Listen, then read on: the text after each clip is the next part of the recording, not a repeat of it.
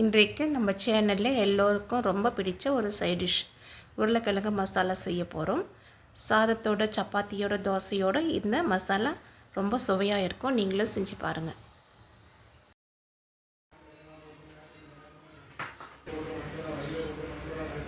மூணு table spoon எண்ணெயை சேர்த்துக்கலாங்க. எண்ணெய் கொஞ்சம் சூடானதே கருவேப்பிலை சேர்த்துக்கலாம். ஒரு பெரிய சைஸ் வெங்காயம் ஒன்று இந்த மாதிரி கட் பண்ணி சேர்த்துக்கலாம். வெங்காயம் ஒரு 50% வதங்கலாம். சின்ன பூண்டு பல் ஒரு 10 பல்லுங்க, 1/2 இன்ச்சு இஞ்சி, ஒரு டீஸ்பூன் சோம்பு, 2 கிராம்பு, 2 சின்ன பச்சை மிளகாய், 1/2 இன்ச்சு பட்டை உடச்சி வச்சுருக்கேன். இது கல்லில் சேர்த்து மொத்தமாக இடிச்சுக்கலாங்க.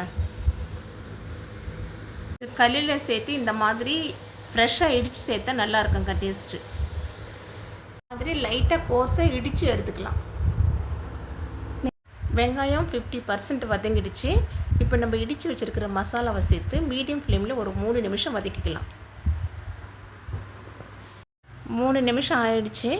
மசாலா பச்சை வாசனை போயிடுச்சு. இப்போ 1/4 டீஸ்பூன் மஞ்சள் தூள், 1 டீஸ்பூன் வெறும் மிளகாய் தூள், 1 டீஸ்பூன் தனியாத்தூள் சேர்த்து ஒரு வாட்டி கலந்துக்கலாங்க. தேவையான அளவு சால்ட்டு சேர்த்துக்கலாம். 2 டேபிள் ஸ்பூன் தண்ணியை சேர்த்துக்கலாங்க. மசாலா கருகாமல் இருக்கும், பச்சை வாசனை இல்லாமல் இருக்கும். 1/4 கிலோ உருளைக்கிழங்கு வேக வச்சு தோல் உரித்து கட் பண்ணி வச்சுருக்குறேங்க. இந்த மாதிரி கட் பண்ணி வச்சுருக்குறேன். இப்போ இந்த உருளைக்கிழங்கு மசாலாவில் சேர்த்துடலாம். இப்போ நம்ம இந்த மசாலாவில் சேர்த்துடலாங்க. லோ ஃப்ளேமில் ஒரு 10 நிமிஷம் வதக்கிக்கலாங்க. இடையில கொஞ்சம் கலந்து விடுங்க, இல்லைன்னா அடி பிடிச்சிடும். இந்த உருளைக்கிழங்கு மசாலா செய்கிறதுக்கு எனக்கு லோ ஃப்ளேமில் 10 நிமிஷம் ஆச்சுங்க. மசாலா உருளைக்கிழங்கோடு நல்லா சேர்ந்து வரணுங்க. இந்த மாதிரி நல்லா கலந்து விட்டுக்கிட்டு ஃப்ரை பண்ணிக்கணும். ஸ்டவ் ஆஃப் பண்ணிவிட்டு கொத்தமல்லி சேர்த்துக்கலாம்.